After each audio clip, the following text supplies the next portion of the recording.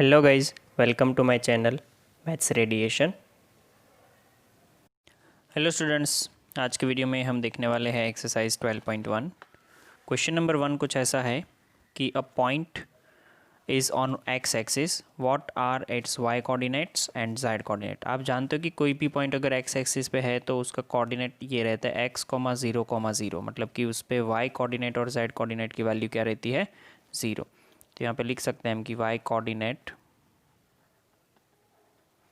y coordinate is equal to 0 and z coordinate is also equal to 0. Fine, okay.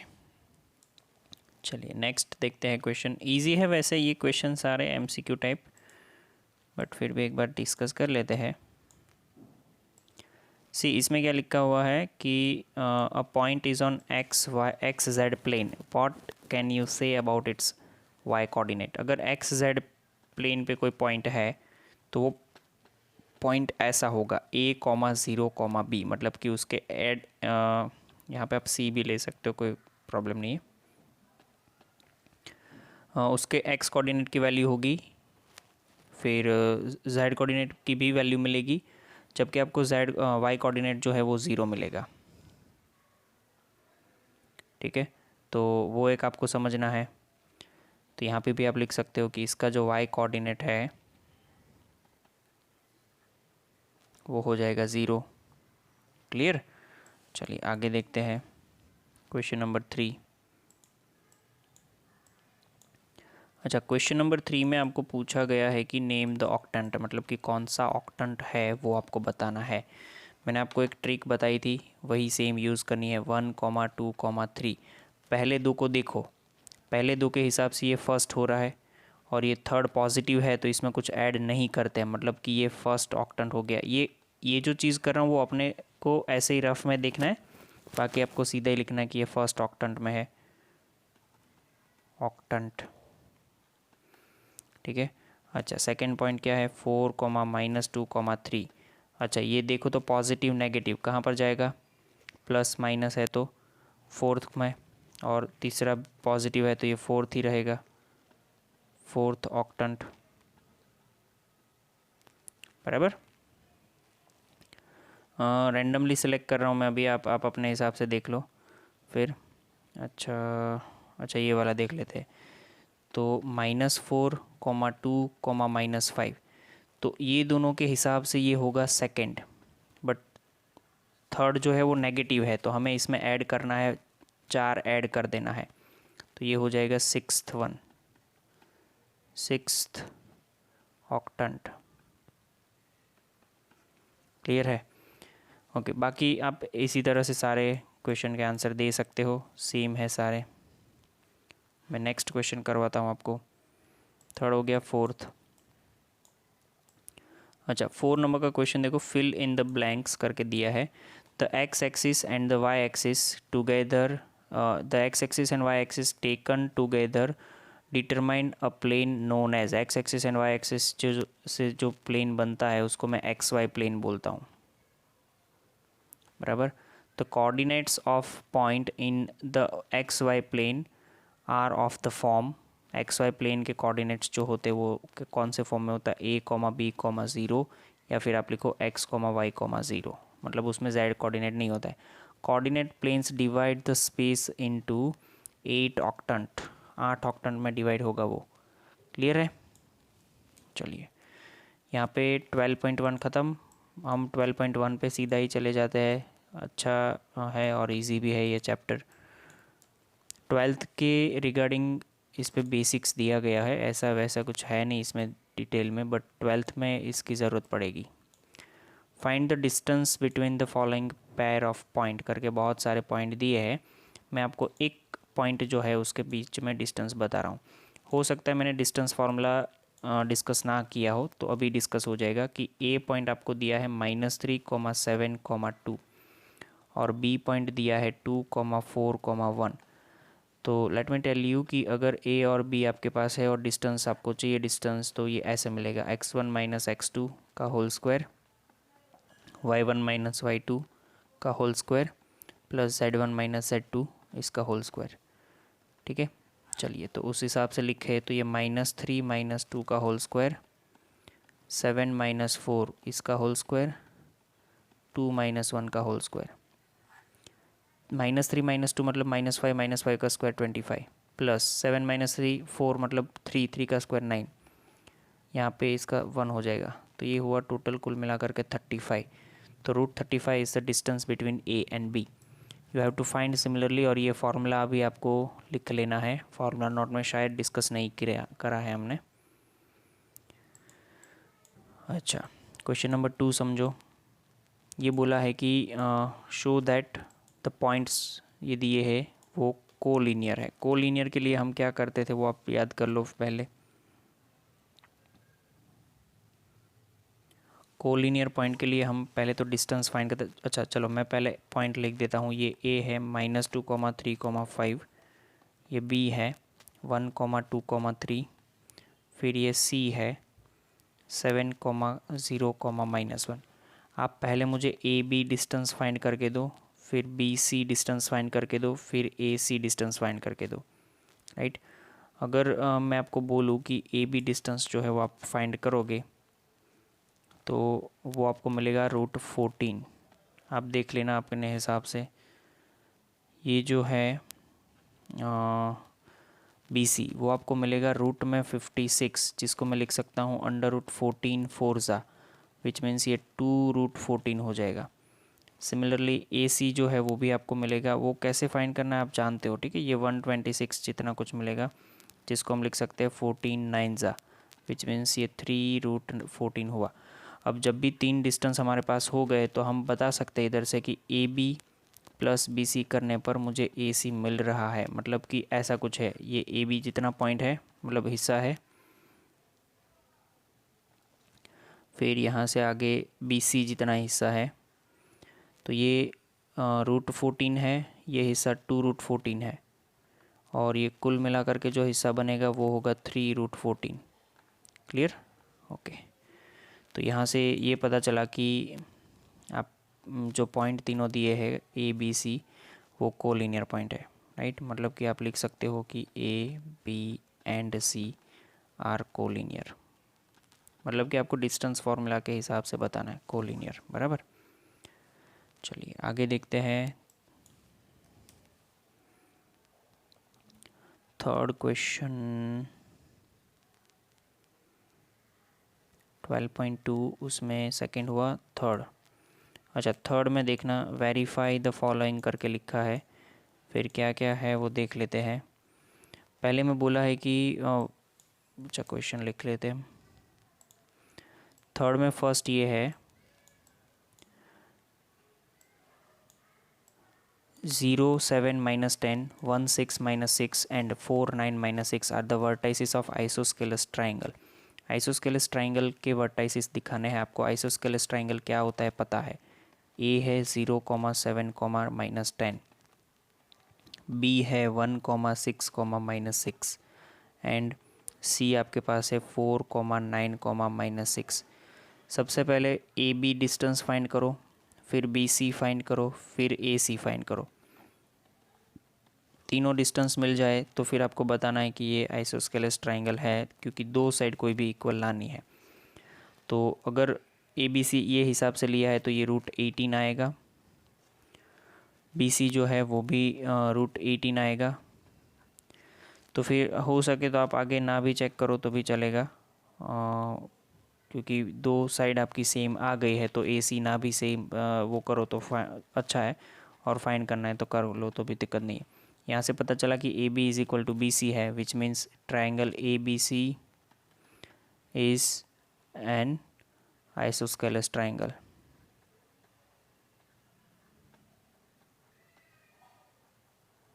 Right. चलिए आगे देखो। इससे आगे सेकंड नंबर का क्वेश्चन है, इसमें ही थर्ड में ये पूछा गया है कि इसमें प्रूव करना है आपको कि ये वर्टाइसिस जो है वही वो राइट एंगल ट्राइंगल के वर्टाइसिस है, वो प्रूव करना है आपको, बराबर। तो इसको राइट एंगल ट्राइंगल के वर्टाइसिस प्रूव करने के लिए सेम चीज़ आपको वापस से करनी है। ऊपर आपने किया ही है तो कोई अलग से चीज़ नहीं है। ये √18 मिलेगा, ये भी रूट 18 मिलेगा। अगर ऊपर फाइंड किया है तो ये रूट 36 मिलेगा। मतलब अब आप बता सकते हो कि A B square plus B C square से मैं स्टार्ट करूँ तो ये रूट 18 का स्क्वायर 18 प्लस 18 मतलब कि ये 36 हुआ। अब ये 36 जो है वो रूट 36 हुआ। मतलब ये जो 36 है उसको मैं लिख सकता हूँ कि ये ए सी स्क्वायर है। तो आपने ये बताया कि A B square plus B C square is equal to A C square. ये पाइथागोरस स्टेटमेंट जो है वो फॉलो हो रहा है, थ्योरम फॉलो हो रहा है। तो ये राइट एंगल ट्राइंगल है with angle B is equal to 90, क्योंकि ए सी जो है वो आपका हाइपोटेनियस हो रहा है। तो हाइपोटेनियस के सामने की साइड जो होती है वो क्या होती है, सामने का एंगल जो होता है वो क्या होता है, राइट एंगल। क्लियर। चलिए, तो ये दो तो हो गए। थर्ड इसमें ही थर्ड नंबर में देख रहा हूँ, समझना ध्यान से। थर्ड नंबर में पूछा गया है कि ये 4 वर्टाइसिस जो है द वर्टाइसिस ऑफ पैरेललोग्राम, ये पैरेललोग्राम का वर्टाइसिस आपको फाइंड करना है। तो पैरेललोग्राम के लिए आपको ये बताना ज़रूरी है कि चारों साइड जो है वो इक्वल होनी चाहिए, और बस इक्वल प्रूव कर दो, ऑपोजिट साइड इक्वल प्रूव हो जाएगी तो ये पैरेललोग्राम हम बोल सकते हैं इसको। ये ए हो जाएगा -1 2 1, बी जो है वो 1 -2 5, सी जो है वो 4 7 -7 8 एंड डी जो है वो 2 -3 4। आपको 4 डिस्टेंस फाइंड करने हैं, A B, B C D and D A. ये 4 डिस्टेंस फाइंड करो। इसमें से ऑपोजिट साइड आपकी सेम आनी चाहिए, इक्वल आनी चाहिए। मतलब ए बी के इक्वल सी डी आना चाहिए और ये बी सी और डी एस इक्वल आना चाहिए। डिस्टेंस फार्मूला से चारों डिस्टेंस फाइंड करो, ये इक्वल आए तो बोल दो फिर कि A B is equal to C D and B C is equal to D A. Hence parallelogram हो जाएगा, ये ए बी सी डी जो है वो पैरेललोग्राम हो जाएगा, बराबर। अच्छा, क्वेश्चन नंबर 4 देखते हैं।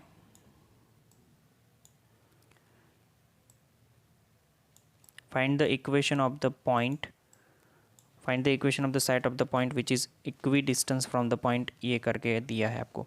अच्छा, मैं इसको समझ लूँ कि ये P 1, 2, 3 है और Q 3, 2, -1 है। मुझे उससे इक्वी डिस्टेंस पे एक पॉइंट चाहिए। मैं उसको समझ लेता हूँ कि late A x, y, z be the point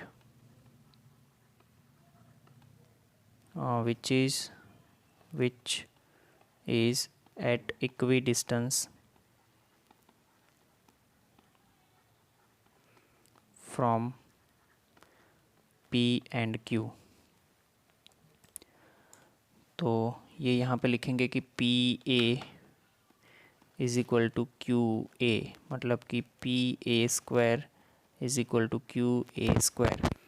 तो यहाँ पे मैं इसको लिख सकता हूँ, ये a है और ये p है। डिस्टेंस फार्मूला के हिसाब से x-1 का होल स्क्वायर, y-2 का होल स्क्वायर, z-3 का whole square is equal to x-3 का होल स्क्वायर प्लस y-2 का होल स्क्वायर प्लस z+1 का होल स्क्वायर। आप अगर देखोगे अच्छे से तो ये दोनों कैंसिल हो जाएगा, y-2 का होल स्क्वायर। इसके बाद ये बनेगा x² -2x + 1 plus z² -6z + 9 is equal to x² -6x + 9 plus z² + 2z + 1। तो बाकी तो काम इजी है, x² कैंसिल करो, z² कैंसिल करो, फिर ये जो है -2x है, ये 6x इधर ले लो तो 4x हो जाएगा, -6x है ये इधर आए तो -8z हो जाएगा इज इक्वल टू में आपके पास 9 जो है इधर जाएगा तो -8 बन जाएगा ना, कुछ है और, हाँ ये 9 और 1 भी कैंसिल हो जाएगा दोनों, फाइन, ये 0। तो x - 2z is equal to 0। Clear. तो ये इक्वेशन है जो उन्होंने मांगी हुई थी। ओके, नेक्स्ट देखते हैं क्वेश्चन नंबर 5। क्वेश्चन नंबर 5 में ये बोला है कि find the equation of the set of the point P, the sum of उस distances from A and B is equal. मतलब कोई P जो है वो उसके अकॉर्डिंग आपको वैल्यू फाइंड इक्वेशन फाइंड करनी है। तो मैं समझ लेता हूँ कि let P be P x y z, ये हम लेके चलते। तो आपको ये बोला है कि P A plus P B is equal to क्या दिया हुआ है 10, और उसका सम का एडिशन इतना दिया हुआ है। Okay fine. तो मुझे ये करना है अभी कि पी ए और पी बी की वैल्यू निकाल करके यहाँ पे रखना है और एक इक्वेशन मुझे फाइंड करनी है। तो मैं इसको ऐसे लिख रहा हूँ, देखना आप, P A square is equal to, अरे P A is equal to 10 minus P B. तो ये होगा P A square is equal to 100, नहीं समझ आ रहा है तो इसको ऐसे लिखो, P B 10 minus P B का होल स्क्वायर। तो मतलब ये ऐसा बना कुछ, P A square is equal to 100 minus 2 P B plus P B square. Okay, तो पी ए स्क्वायर को कैसे लिखेंगे हम? ए आपके पास ऐसा कुछ है 4,0,0, बी आपके पास है -4,0,0 एंड पी आपके पास है x,y,z। x -4 का स्क्वायर, y -0 का स्क्वायर, z -0 का square is equal to 100 minus 2 under root. P B जो है उसको अंडर रूट में लिखना पड़ेगा पूरा। तो ये पी बी हो जाएगा x प्लस 4 का होल स्क्वायर, फिर plus y square plus z square, plus ये पी बी स्क्वायर जो है वापस ऐसा x प्लस 4 का whole square plus y square plus z square. अच्छा, इसको आप अच्छे से लिख दो फिर, x माइनस 4 का square plus y square plus z square is equal to, okay मैं चाहूँ तो इसको एक्सपांड भी करके लिखूँ, इजी रहेगा थोड़ा, x square minus 8x plus 16 is equal to ये 100 माइनस ये रूट के अंदर 2, ये x square plus 8x plus 16 plus y square plus z square plus ये x square plus 8x plus 16 plus y square plus z square. जो cancel हो रहा है कैंसिल करो, तो x square y square z square and 16 ये cancel. Clear है? ये 8x जो बचा है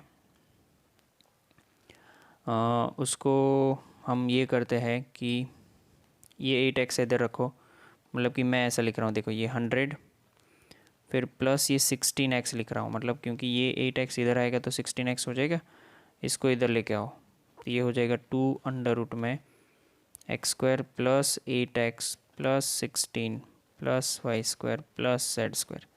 अच्छा, 2 कॉमन निकालने पर ये 50 प्लस 8x हुआ, और यहाँ पर हो जाएगा अंडर रूट में x square plus 8x plus 16 plus y square plus z square. तो 50 प्लस 8x क्या होगा? आप उसमें से कॉमन निकाल सकते हो, आई थिंक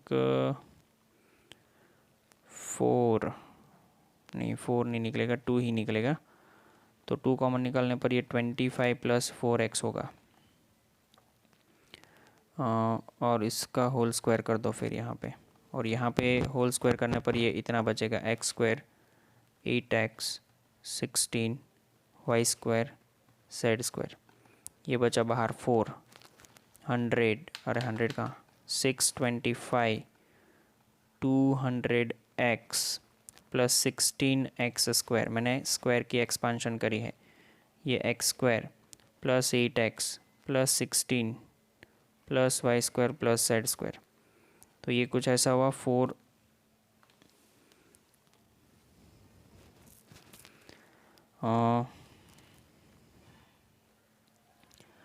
4 से आप क्या कर सकते हो, इसको डिवाइड कर, मतलब मल्टीप्लाई कर लो। चलो फिर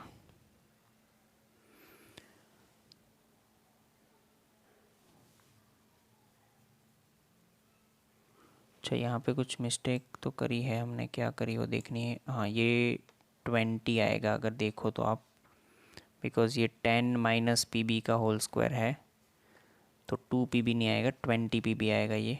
अच्छा, वही गलती हो रही है पहले से, कोई नहीं। तो ये 20 है, तो फिर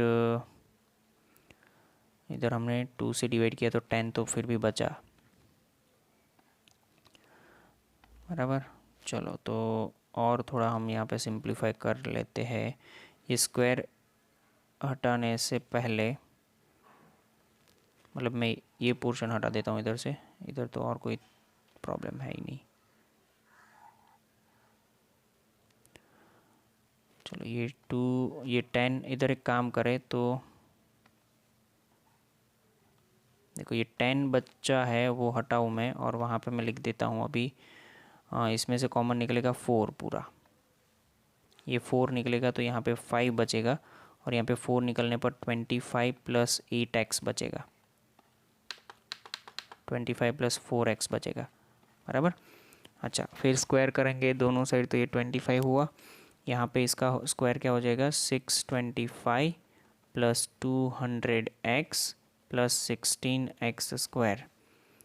तो नेक्स्ट पॉइंट पे ये सारा खेल जो है वो मल्टीप्लाई होकर ऐसा कुछ बन जाएगा, 25x square plus 200x plus 16, 25 400 plus 25y square plus 25 z square is equal to 625 plus 200x plus 16x square. Okay, तो 15 में से 16 निकालो तो 9x स्क्वायर, फिर ये 25y स्क्वायर, फिर ये 25 z स्क्वायर, फिर प्लस ये 200x तो कैंसिल हो गया, फिर बचा 400 माइनस 625, मतलब कि -225 होगा, या फिर इक्वल टू में लिखे तो +225 होगा। तो ये इक्वेशन जो है वो रिक्वायर्ड इक्वेशन है हमारी, ठीक है। चलिए, यहाँ तक रखते हैं। आपको एग्ज़ाम्पल जो है वो होमवर्क में लिखने हैं, प्लस एक्सरसाइज 1 मतलब 12.1 प्लस 12.2, एग्ज़ाम्पल 12.2 तक के ख़त्म करना है। ये होमवर्क में ख़त्म करके मुझे सेंड करो आज के दिन पे, ठीक है। चलो, थैंक यू। तो गाइज, थैंक यू।